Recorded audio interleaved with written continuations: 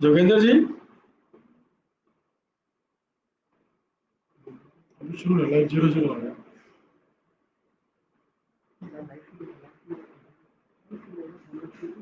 जोगेंद्र जी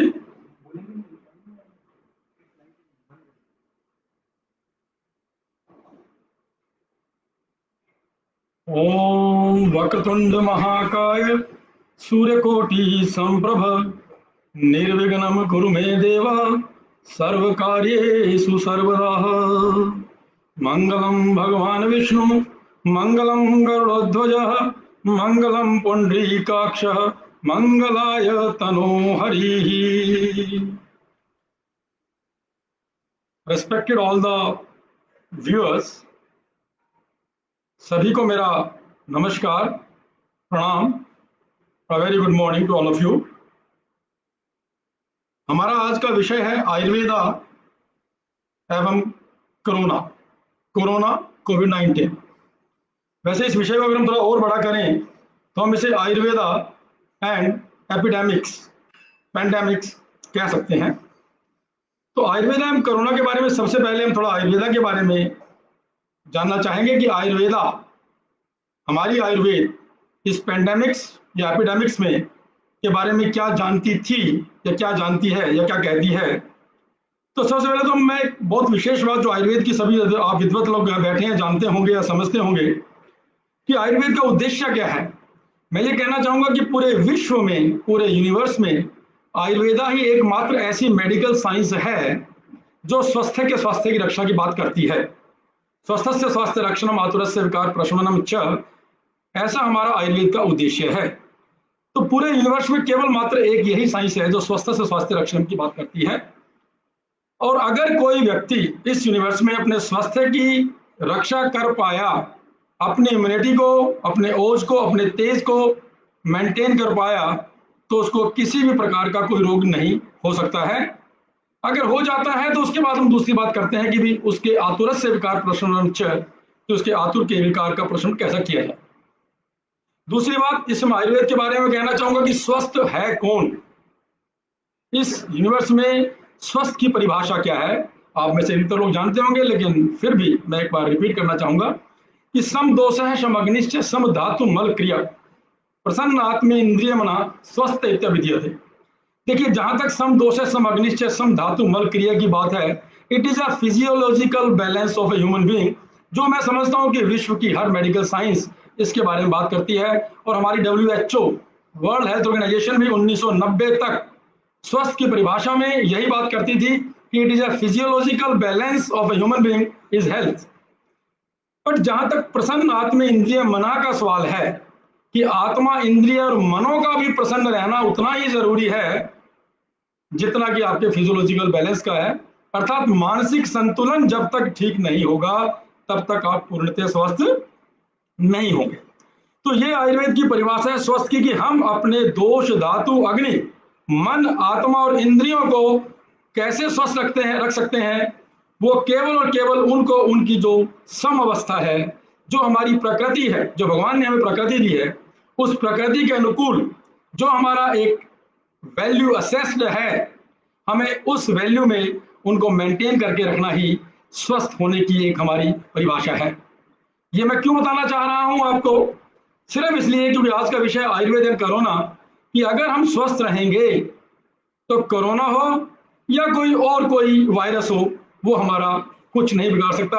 अर्थात अगर हमारी त्रैदोषिक स्थिति या हमारी पंचभौतिक स्थिति मजबूत है, सामान्य है, तो हम पूर्णतः स्वस्थ रहेंगे। तो हमारा कोरोना या कोरोना जैसा कोई भी वायरस या कोई भी रोग कुछ नहीं बिगाड़ पाएगा। अब हम बात करते हैं इसके बाद कोरोना की। कोरोना के बारे में मैं समझ रहा हूँ कि आजकल प्रतिदिन बहुत वेबिनार्स हो रहे हैं, सेमिनार्स हो रहे हैं, आप लोगों के पास इसके बारे में भरपूर ज्ञान है। यहाँ पर मैं सिर्फ यही बताना चाहूंगा कि कोरोना जैसी बीमारियों का आयुर्वेद में क्या महत्व है, आयुर्वेद में क्या रोल है।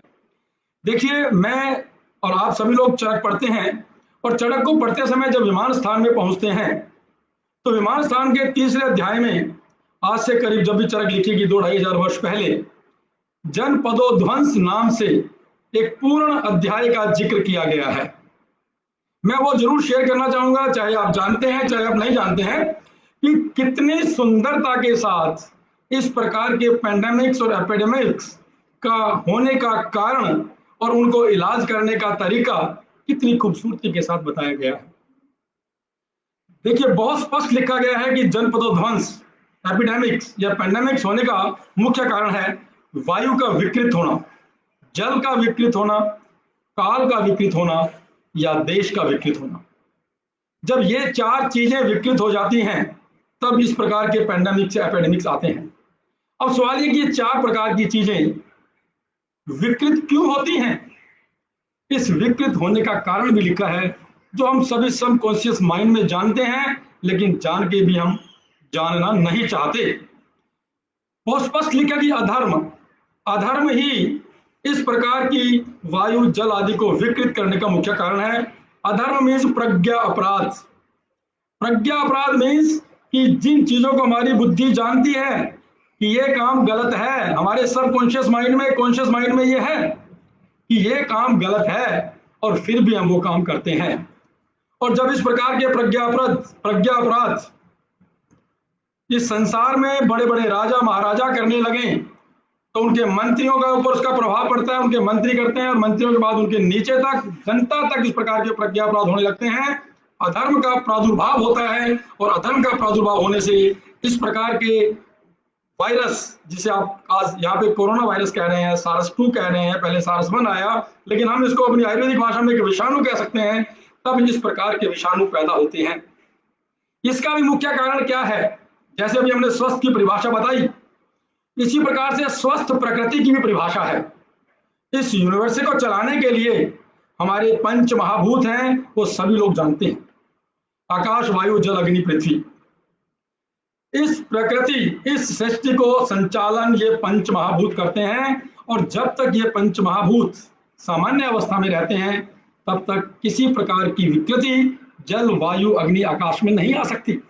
काल में, देश में, प्रकृति में किसी प्रकार की विकृति नहीं आ सकती। और जब तक काल, देश और प्रकृति में विकृति नहीं आएगी तो किसी भी प्रकार के विषाणु या कीटाणु इस प्रकार की पेंडेमिक्स या एपिडेमिक्स फैलाने की हिम्मत नहीं कर सकते। अब समस्या यही है कि हम सब जानते हैं कि हम इस प्रकृति के साथ खिलवाड़ कर रहे हैं, हम अधर्म कर रहे हैं। हम वायु को दिन प्रतिदिन दूषित कर रहे हैं, नई नई इंडस्ट्रीज के द्वारा, नए नए और तरीकों के द्वारा। जल हमारा दिन प्रतिदिन प्रदूषित हो रहा है, काल हमारा प्रदूषित हो रहा है। हमने इस सृष्टि के पंच भौतिक बैलेंस को पूरी तरह से बिगाड़ दिया है, जिसकी वजह से ये प्रज्ञा अपराध हो रहे हैं, अधर्म हो रहा है, और इस प्रकार के जीवाणु और विषाणु फैलकर इस प्रकार के पेंडेमिक्स और एपिडेमिक्स फैला रहे हैं। इस प्रकार के कारण हमारे शास्त्रों में दिए गए हैं, और मैं डॉक्टर अनिल पर्सनली ये मानता हूं कि इस प्रकार के पेंडेमिक्स और एपिडेमिक्स का ये एक सबसे बड़ा कारण है।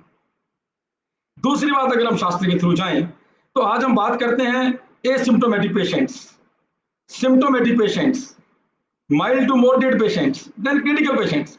अगर हम आचार्य चरक की किताब के थ्रू जाएं, जनपदोध्वंस चैप्टर के थ्रू जाएं, उन्होंने बहुत स्पष्ट शब्दों में लिखा है कि सबसे पहले तो इस प्रकार के जनपदोध्वंस आने से पहले ही हमें हमारी औषधियों का संग्रहित कर लेना चाहिए, ताकि उसके रस गुण वीर्य विपाक इंटैक्ट रहें, उनकी पोटेंसी मजबूत रहे, और हम इस प्रकार का काल आने पर उन दवाइयों के द्वारा उनकी चिकित्सा कर सकें। तो उन्होंने स्पष्ट लिखा है कि इस प्रकार के मरीज जो एसिम्प्टोमेटिक है, सिम्प्टोमेटिक है शब्द का इस्तेमाल नहीं किया। इस प्रकार के मरीजों को जहां पे सिम्टम्स आ गए हैं, या जहां पे पेशेंट थोड़े मॉडरेट सिम्टम्स वाले हैं, वहां हमें आयुर्वेदिक औषधियों के द्वारा उनकी चिकित्सा करनी चाहिए।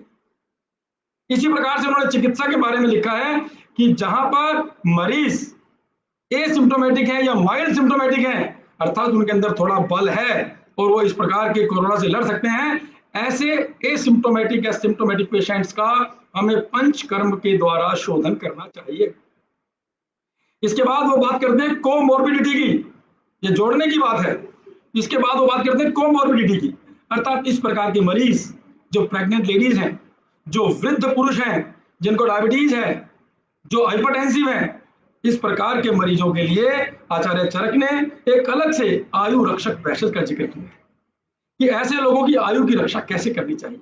मैं थोड़ा सा वो जो शब्द इस्तेमाल किए गए हैं शास्त्र के अंदर, उन शब्दों का उल्लेख करना चाहूंगा।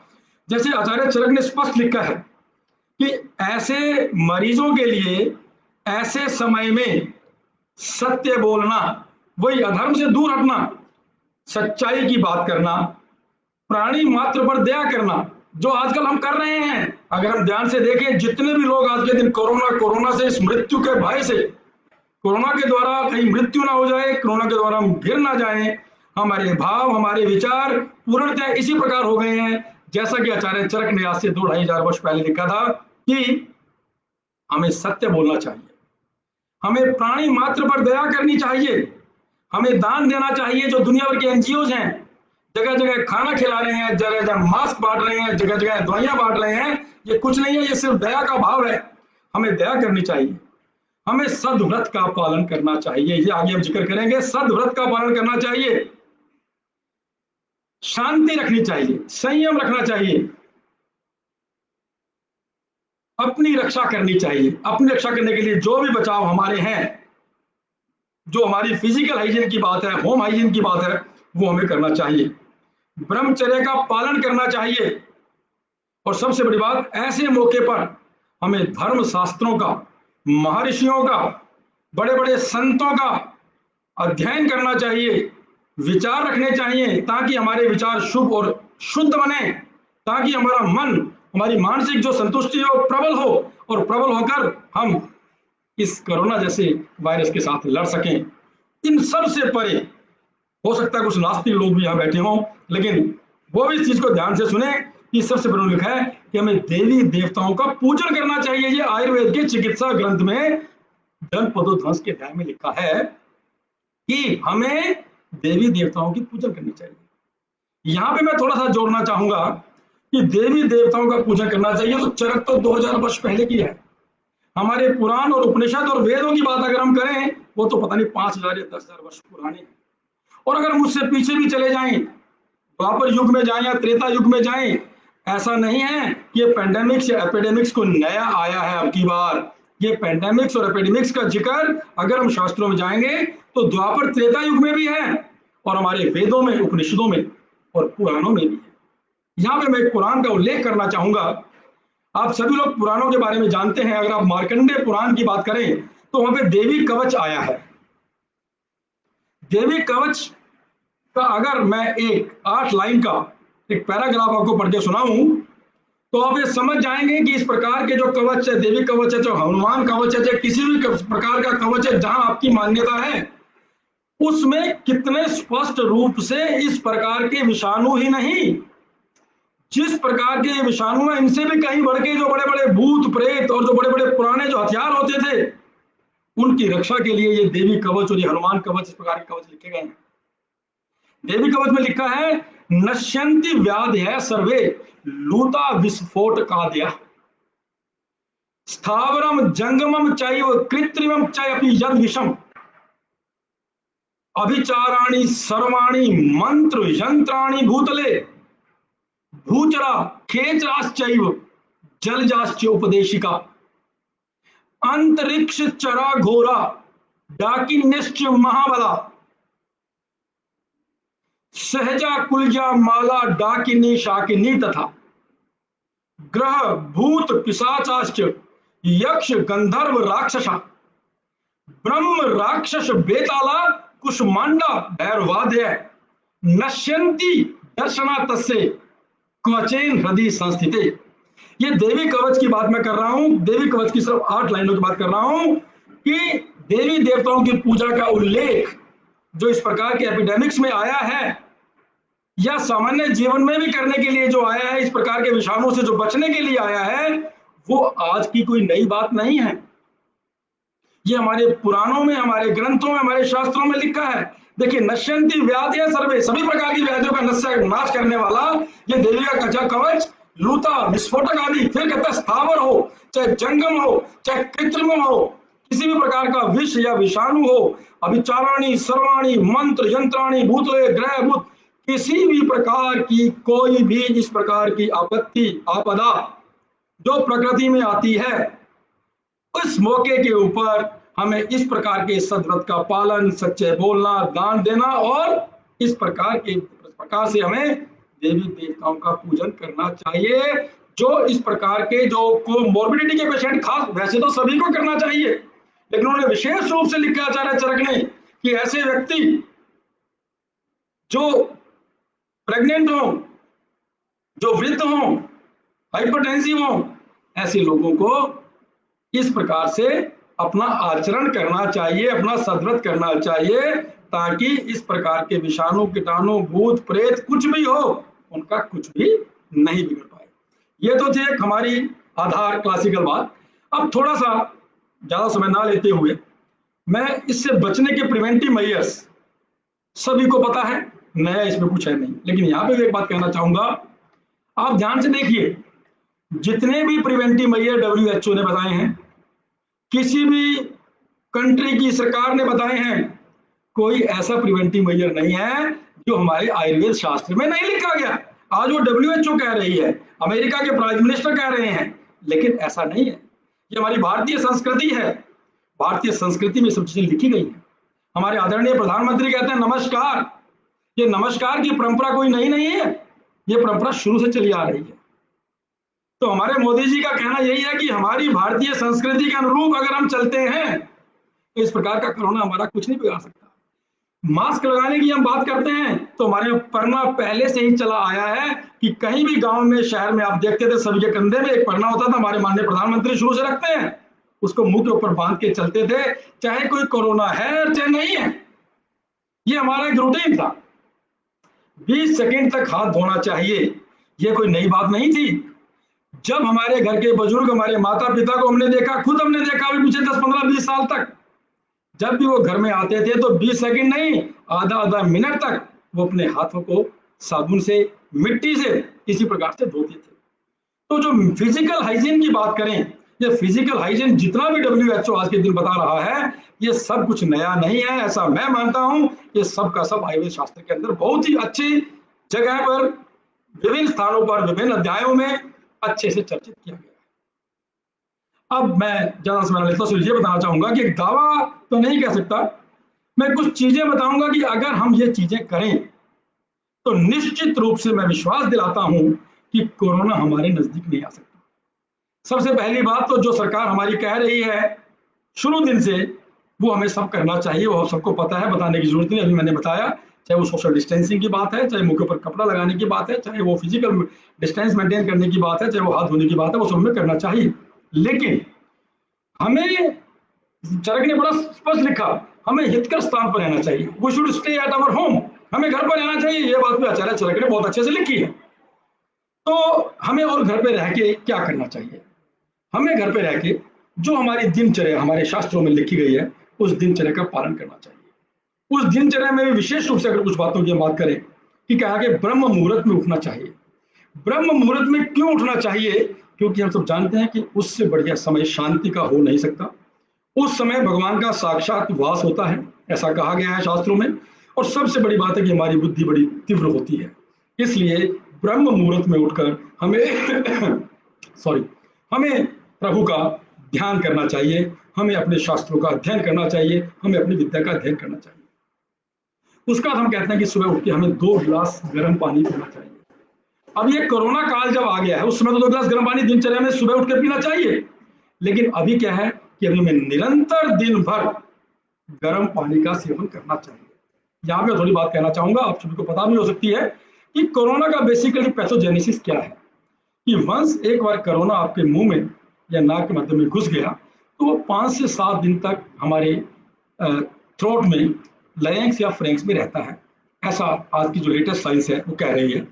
वहां रहते हुए वो मल्टीप्लाई करता है, और वहां वो मल्टीप्लाई होता होता होता जब पूर्णतः मल्टीप्लाई हो जाता है, तब वो आपके लंग्स में एंटर करता है, और लंग्स में एंटर करके फिर ये विशेष किस्म के लक्षण उत्पन्न करके आदमी को मृत्यु दर तक पहुंचा देता है। इसलिए हमें कम से कम सुबह 2 गिलास गर्म पानी पीने के साथ साथ दिन भर हमें गर्म पानी का सेवन करना चाहिए। गर्म पानी का सेवन करने के बाद दातुन, नीम की हमें दातुन करनी चाहिए। खैर ये लंबा विषय हो जाएगा, ये सब हमें करना चाहिए। स्पेसिफिकली क्या करना चाहिए वो शेयर करना चाहता हूं कि हमें दिन भर गर्म पानी पीते समय हमारी जो किचन के कुछ प्रोडक्ट्स हैं, जैसे सूंठी है, काली मिर्च है, पिपली है, जिसे हम त्रिकटु कहते हैं, इस त्रिकटु के चूर्ण का हमें जल में डालकर निरंतर दिन में बार बार थोड़ा थोड़ा सेवन जरूर करना चाहिए। सुबह उठ के हमें हर्बल टी कैसे, आप गर्म पानी करें, उसमें दालचीनी डालें, उसमें सौंठ डालें, तुलसी डालें, थोड़ी मुलैठी डालें, थोड़ी मुनक्का डालें, उसको चाय की तरह 10 से 15 मिनट उबालें। उबालने के बाद या तो उसको ऐसे पी लीजिए, थोड़ा स्वाद करना है तो आप उसके अंदर थोड़ा शहद मिला सकते हैं, शहद नहीं मिलाना आप नींबू मिला के उसको पी सकते हैं, दूध का प्रयोग ना करें। इस प्रकार की हर्बल टी आप सुबह उठ के पी सकते हैं। फ्रेश होने के बाद जो सबसे बड़ा विषय है वो है एक्सरसाइज, व्यायाम। और व्यायाम कुछ नहीं है, व्यायाम एक योगा का पार्ट है। यहाँ पे क्योंकि हम योगा कवचम की बात कर रहे हैं तो मैं चाहूंगा कि व्यायाम के अंदर जब हम योगा को सम्मिलित करते हैं तो योगा में जो प्राणायाम की हम बात करते हैं, 8 किस्म के जो प्राणायाम बताए गए हैं वो अपने आप में कंप्लीट पैकेज है। आप 8 किस्म के प्राणायाम अगर निरंतर कर लें, जैसे अनुलोम विलोम की बात करते हैं, आप भस्त्रिका की बात करते हैं, उज्जैनी की बात करते हैं, भ्रामरी की बात करते हैं, अगर आप इस प्रकार के 8 प्राणायाम निश्चित रूप से कर लें, क्योंकि कोरोना वायरस के इस पर्टिकुलर समय में सबसे बड़ी समस्या है आपका प्राणवायु स्रोतस, रेस्पिरेटरी सिस्टम। इस समय जितना मजबूत हम अपने रेस्पिरेटरी सिस्टम को रखेंगे उतना ही प्रबल, उतनी ही इम्यूनिटी हमारी मजबूत रहेगी। तो हमें प्राणायाम का सेवन करने से, प्राणायाम निरंतर करने से क्या होने वाला है कि हमारे जो लंग्स हैं वो बहुत ज्यादा मजबूत होने वाले हैं। वो इतने मजबूत हो जाएंगे कि कोरोना नहीं, कोई भी कोरोना जैसा वायरस हमारा कुछ भी नहीं बिगाड़ पाएगा। क्योंकि जितने लंबे सांस आप लेंगे उतना ही ऑक्सीजन आपके अंदर जाएगा, जितना ऑक्सीजन आपके अंदर जाएगा उतना ही आपका रस वह स्रोतस, रक्त वह स्रोतस, प्राण वह स्रोतस, इवन आपका पूरा लिम्फेटिक सिस्टम उतना ही मजबूत हो जाएगा। और जितना लिम्फेटिक सिस्टम मजबूत होगा, जितना रस वह स्रोतस, प्राण वह स्रोतस और रक्त वह स्रोतस मजबूत होंगे, उतनी ही आपकी इम्यूनिटी मजबूत हो जाएगी। तो इसलिए मैं आपको इसलिए योग कवचम के माध्यम से ये जरूर कहना चाहूंगा कि हमें सुबह, जैसा आपको बताया, गर्म जल पीने के बाद, फ्रेश होने के बाद जब व्यायाम की बारी आती है उस समय हमें कम से कम 8 से 10 मिनट तक, 15 मिनट तक प्राणायाम करना चाहिए। और प्राणायाम करने के साथ सूर्य नमस्कार, जिसके 12 पोज बताए गए हैं, वो या तो 12 ही बार कर लें या केवल 7 बार कर लें, क्योंकि हमारे शरीर में 7 धातुएं हैं। 7 धातुओं को बल और पुष्ट करने के लिए हमें 7 बार करना भी सूर्य नमस्कार काफी बलदायक रहेगा, हमारी इम्यूनिटी को पूर्णतया रेस करने के लिए रहेगा। सूर्य को नमस्कार, आप भगवान की पूजा भी कर रहे हैं और साथ साथ आप हर प्रकार से अपने शरीर की मांसपेशियों से लेके, अमन बंद हो गया बेटे, sorry we are having trouble playing this.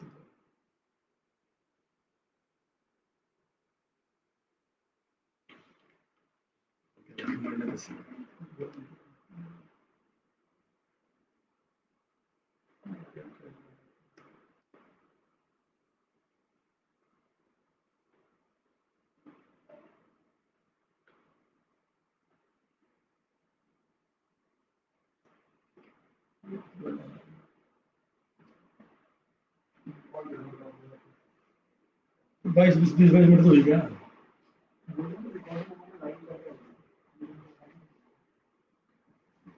Sorry, I think the video has stopped. I don't know. My voice is coming to you or not. So that's why I've stopped myself. I'm not continuing with this lecture.